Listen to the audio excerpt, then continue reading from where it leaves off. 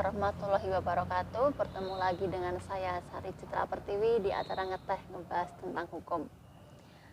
Terima kasih Sobat Ngeteh ngebahas tentang hukum. Semoga kalian selalu diberikan kesehatan dan kebahagiaan.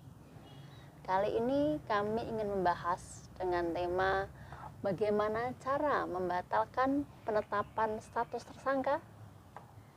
Karena melekatnya status seseorang ada yang menyenangkan, membanggakan, tetapi ada status yang bila dilekatkan pada diri seseorang akan menciptakan suasana yang menyedihkan dan mengharukan.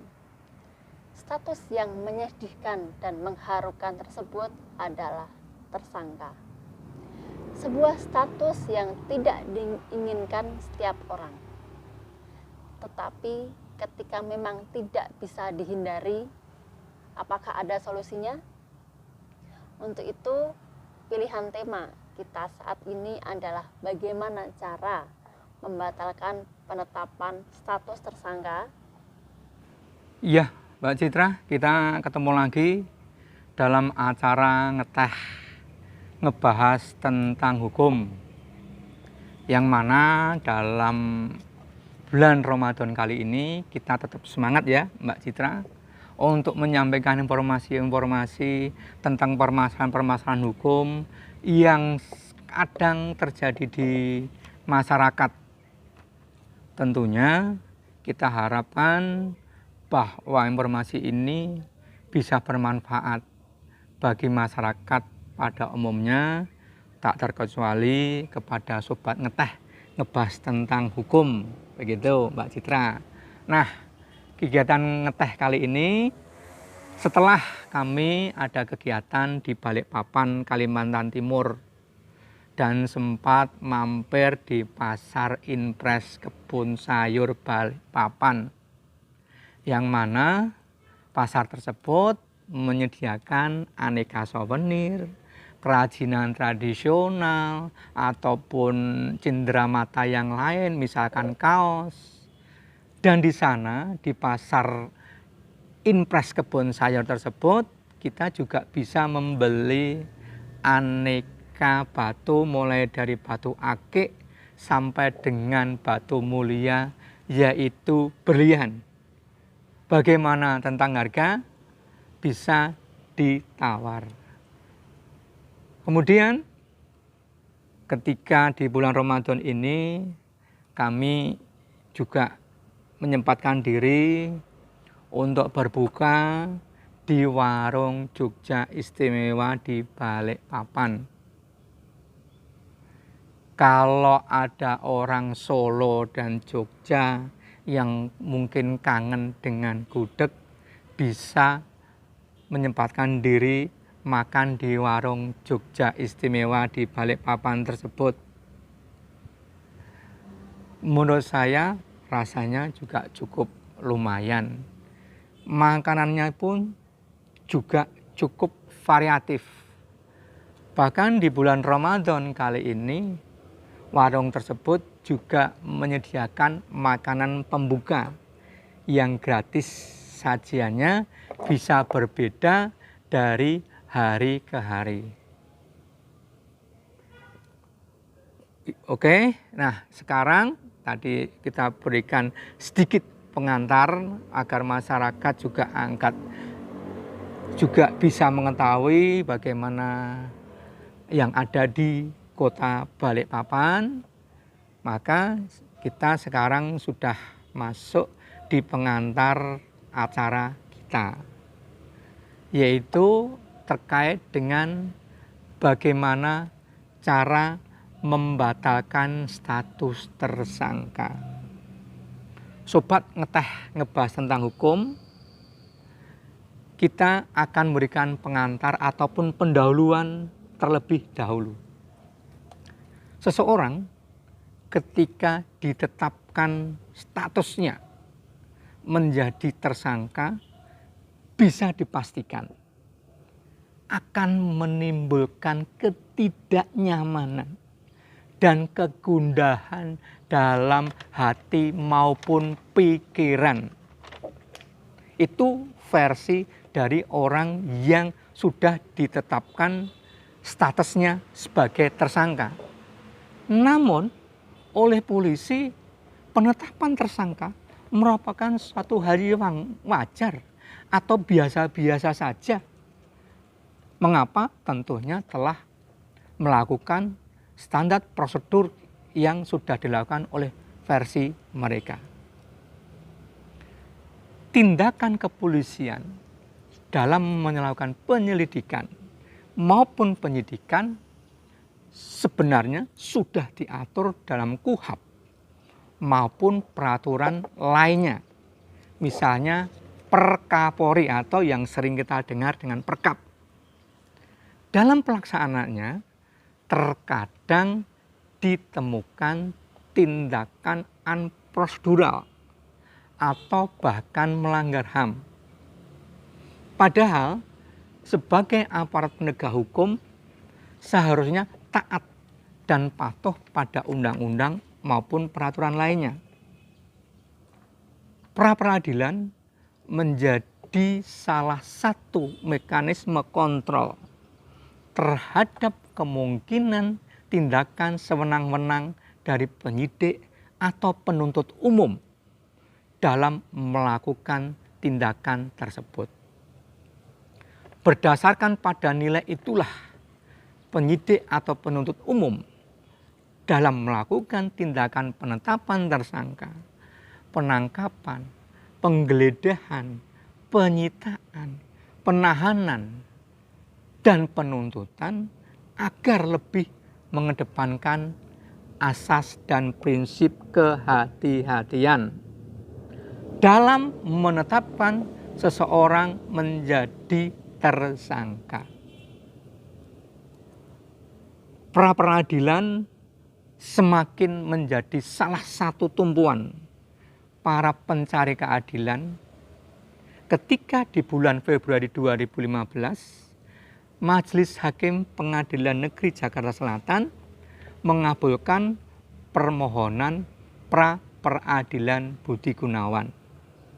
Sebagaimana dalam berita BBC News Indonesia edisi 16 Februari 2015. Nah, yang mana dalam headline-nya adalah hakim nyatakan penetapan tersangka Budi Gunawan tidak sah. Nah, pasca adanya putusan pengadilan dari Jakarta Selatan tersebut, kita kaitkan juga dengan adanya putusan Mahkamah Konstitusi. Yang mana? Yaitu putusan Mahkamah Konstitusi nomor 21 garing POO-12 tanggal 28 April 2015 memperkuat diakuinya lembaga pra-peradilan yang mana dapat memeriksa penetapan keabsahan tersangka, penggeledahan, dan penyitaan. Memang perlu diketahui putusan Hakim Jakarta Selatan pada tahun 2015 tersebut agak menjadi polemik baik masyarakat maupun praktis hukum ataupun sebagian ahli hukum. Mengapa? Karena penetapan tersangka belum diatur oleh KUHP. Dengan demikian menjadi suatu hal yang baru ketika ada hakim yang memutus bahwa penetapan tersangka itu tidak sah. Namun dengan adanya putusan Mahkamah Konstitusi tersebut memperkuat bahwa pra-peradilan dapat menjangkau keabsahan penetapan tersangka. Baiklah Mbak Sari Citra Pertiwi SH dan Sobat Ngeteh ngebahas tentang hukum. Sebagaimana tema kita ataupun pertanyaan yang sudah disampaikan, bagaimana cara membatalkan status tersangka. Kita awali dulu pengertian apa itu tersangka. Menurut pasal 1 butir 14 KUHP, tersangka adalah seseorang yang karena perbuatannya atau keadaannya berdasarkan bukti permulaan yang patut diduga sebagai pelaku tindak pidana. Nah, polisi ketika menetapkan seseorang menjadi tersangka tentunya tidak sembarangan. Ada mekanisme yang harus ditempuh. Bagaimana? Penetapan tersangka harus memenuhi standar sebagai berikut. Yang pertama, penyidik telah menemukan 2 alat bukti yang cukup terkait dengan tindak pidana yang telah dilakukan.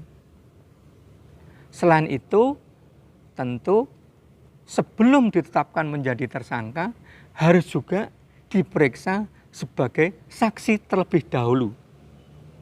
Hal tersebut merujuk pada putusan Mahkamah Konstitusi nomor 21 garing PUU strip 12 garing 2014 yang mana frase bukti permulaan yang cukup dan bukti yang cukup dalam pasal 1 angka 14, pasal 17 dan pasal 21 ayat 1 KUHP harus ditafsirkan sekurang-kurangnya 2 alat bukti sesuai pasal 184 KUHP dan disertai dengan pemeriksaan calon tersangkanya atau saksi.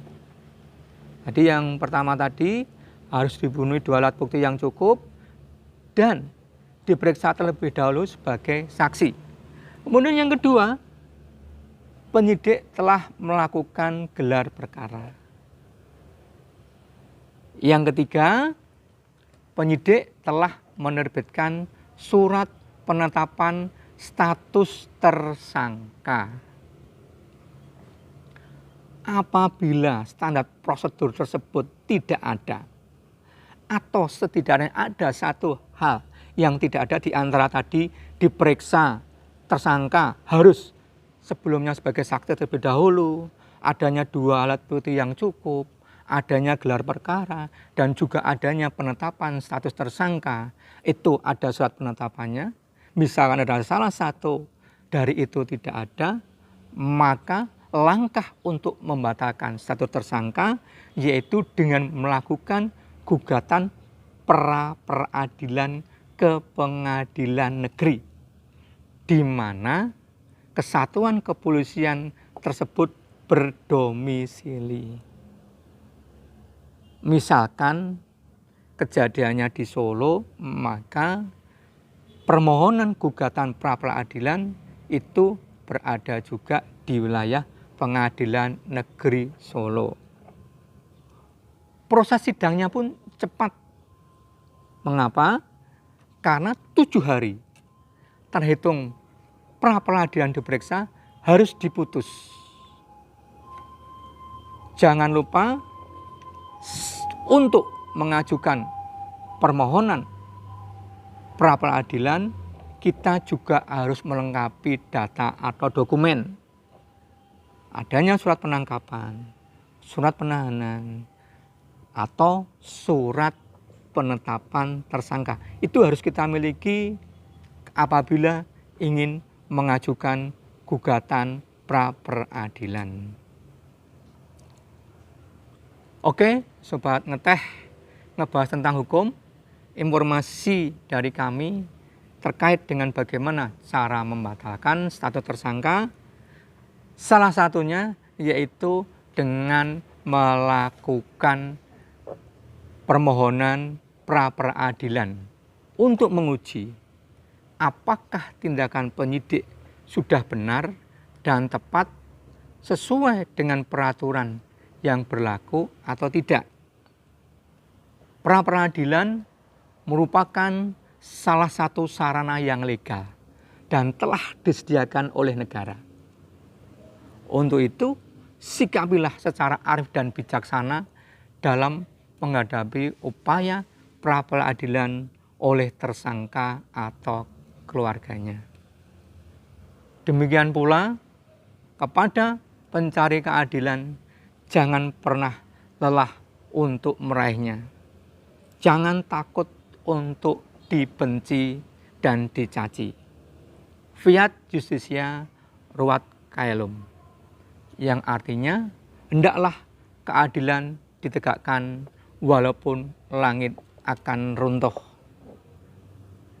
Dari informasi kami sehingga terjawab untuk melepaskan atau membebaskan status tersangka, salah satu upayanya yaitu dengan melakukan gugatan pra peradilan ke mana, yaitu ke pengadilan negeri disesuaikan dengan domisili oleh kesatuan yang sudah melakukan penangkapan atau penahanan.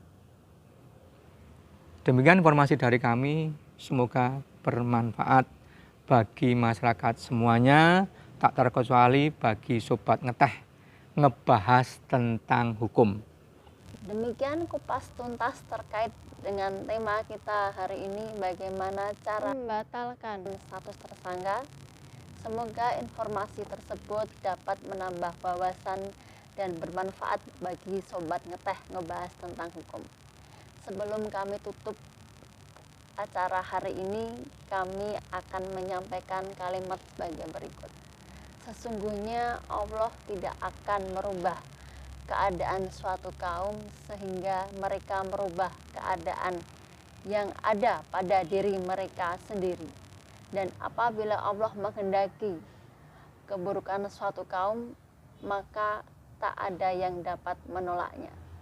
Quran Surah Ar-Ra'd ayat 11. Oke, sampai ketemu lagi pada acara Ngeteh ngebahas tentang hukum selanjutnya. Wassalamualaikum warahmatullahi wabarakatuh.